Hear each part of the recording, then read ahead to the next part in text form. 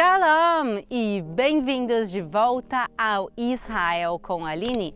Nós estamos no deserto da Judeia, bem próximos do local do batismo de Jesus, onde também Elias vai subir aos céus e onde o povo de Israel vai cruzar o Rio Jordão e entrar na Terra Prometida. E apesar de tudo isso, esse local ainda é muito pouco conhecido. Ao longo dos séculos, esse local atraiu milhares de peregrinos e pessoas interessadas em história bíblica. Infelizmente, por causa de guerras e conflito, esse local vai ser abandonado e tudo vai mudar. Mas hoje a gente vai vir juntos redescobrir esse lugar. Então, se vocês estão preparados, vamos começar! Vamos começar há 3.200 anos atrás, com o fim da escravidão no Egito.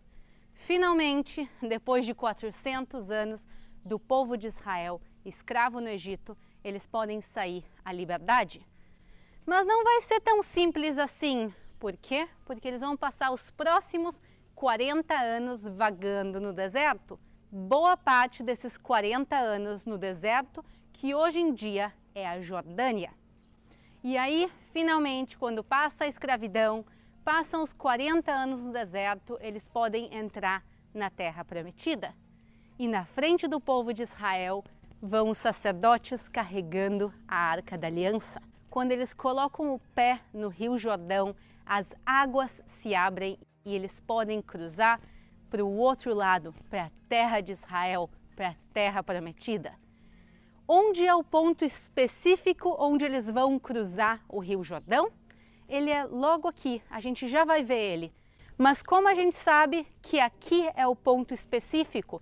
Se o Rio Jordão é um rio gigantesco, ele cruza boa parte de Israel moderna e começa no extremo norte de Israel, com o degelo do Monte Hermon. Ele vai correr pelo norte de Israel, entrar dentro do Mar da Galileia e depois ele sai do Mar da Galileia. E ele segue e desemboca no Mar Morto. Desse rio gigantesco, como a gente sabe em que ponto específico o povo de Israel cruzou? E agora sim, chegou o momento de a gente descer juntos até o Rio Jordão e ver onde tudo isso aconteceu. Mas como sabemos que esse é o ponto em que o povo de Israel vai cruzar o Rio Jordão? A gente sabe disso por causa da passagem de Deuteronômio 34:1, quando o povo e Moisés estavam no Monte Nebo e de lá eles já conseguiam ver a terra de Israel. E está escrito também que do outro lado já era Jericó.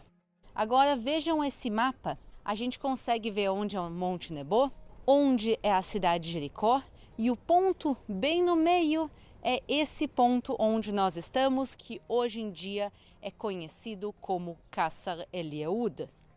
E então Moisés vai falecer no Monte Nebo e o povo vai cruzar o Rio Jordão com a Arca da Aliança na frente e o Rio Jordão vai se abrir. Eles vão na direção de Jericó, mas eles vão antes acampar em Gilgal e depois de Gilgal, aí sim eles conquistam a cidade de Jericó.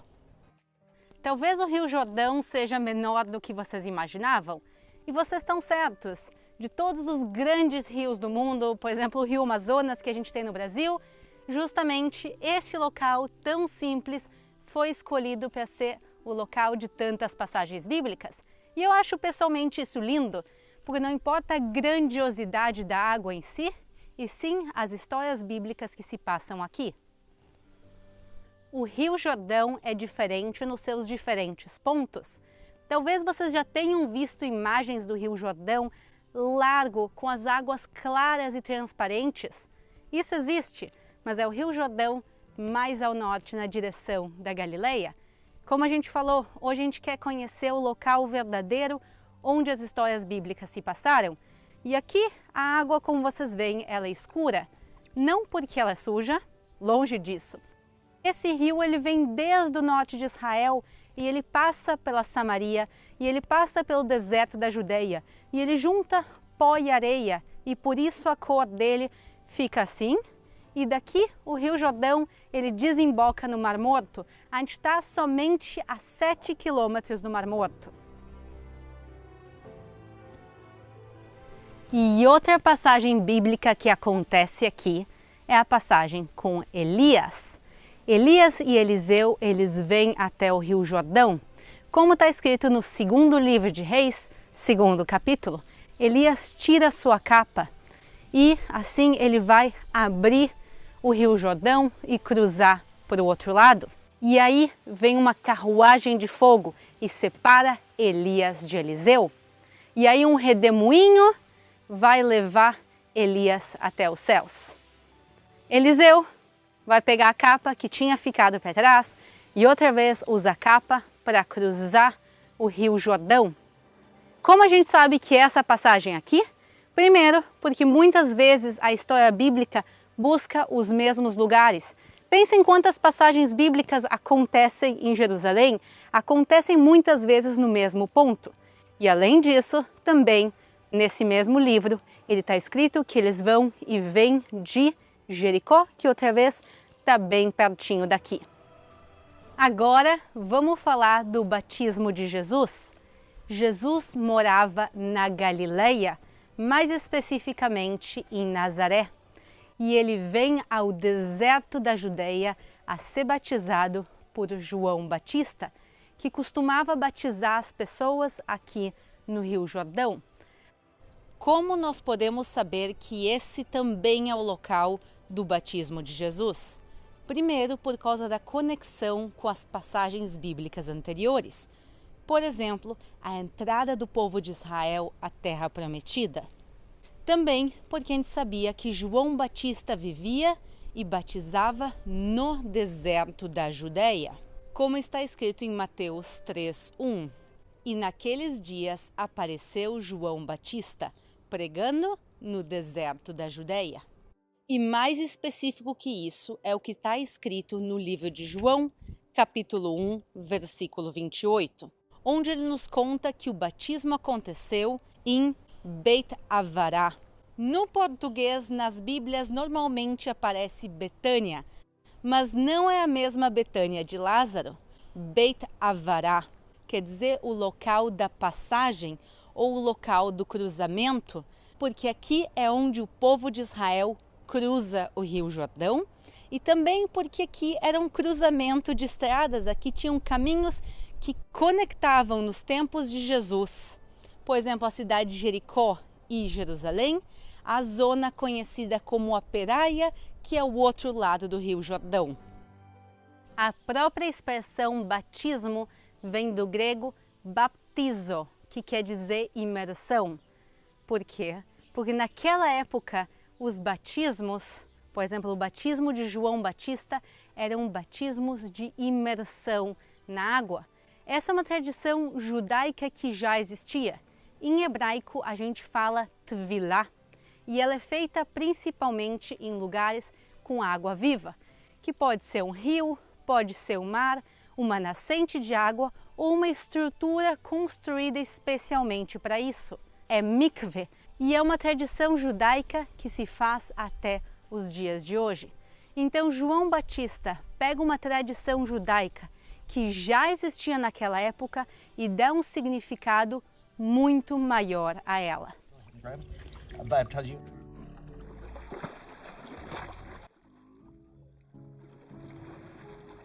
Agora há pouquinho acabou de chegar um grupo americano e eles vão renovar os seus votos batismais aqui no Rio Jordão.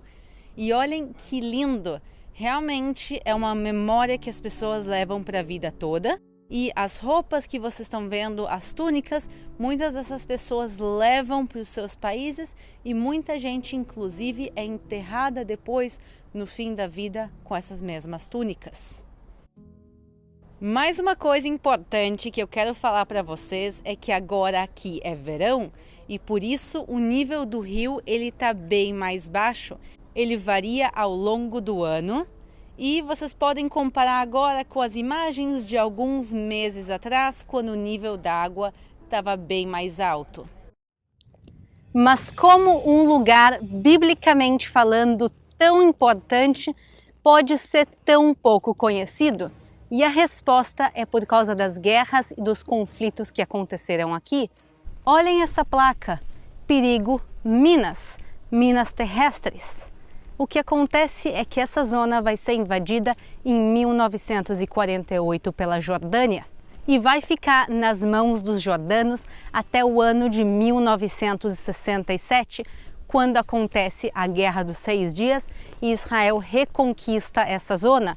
Mas por causa dos conflitos Israel e Jordânia, essa zona aqui vai ser toda minada. E tinha uma época que muitos terroristas se infiltravam da Jordânia para cá e se escondiam justamente nesses monastérios abandonados. E por isso essa zona era uma zona militar fechada até o ano de 2011. Em 2011 começa a reabertura ao público e no ano de 2013 realmente vai ser aberto a todos que querem visitar. Mas as marcas da guerra, como vocês veem, existem aqui até os dias de hoje, com os campos minados que rodeiam essa zona. Israel está num esforço constante de retirar essas minas e por isso a gente sim vê a reabertura de algumas igrejas e a reinauguração delas. E a gente vai ver agora uma igreja que foi reinaugurada, que é a igreja de João Batista. Vamos lá! Estamos agora em frente ao monastério de João Batista, o primeiro local cristão construído aqui na região. Ele foi construído por volta do século IV ou V. Como os lugares aqui da Terra Santa, vocês já conhecem, ele vai ser destruído e reconstruído várias e várias vezes. Isso marca a presença de cristãos aqui desde o período bizantino. Também é um indício de que a gente está próximos do verdadeiro local do batismo. E não é só esse monastério que existe aqui, tem aqui mais de uma dezena de monastérios e por isso eles são chamados de Eretz Aminzarim, a terra dos monastérios. E elas são algumas das igrejas mais baixas do mundo. Por quê? Porque a gente está aqui a 375 metros abaixo do nível do mar. Mas o mais antigo é o monastério e igreja de João Batista, que está aqui na nossa frente. E ele é tão antigo que aparece no mapa de Madaba. Esse mapa é um piso de mosaico encontrado em uma igreja onde hoje em dia é a Jordânia, quer dizer, o outro lado do Rio Jordão. O mapa foi construído no século VI. E ele mostra os principais locais bíblicos de Israel. Então aqui nesse trechinho a gente consegue ver o final do Rio Jordão antes de ele desembocar no Mar Morto. A gente consegue ver aqui Kassar El-Yehoud, onde está escrito Beit Havará em grego. E bem pertinho a gente também consegue ver a cidade de Jericó no mapa, que está somente a 9 quilômetros daqui.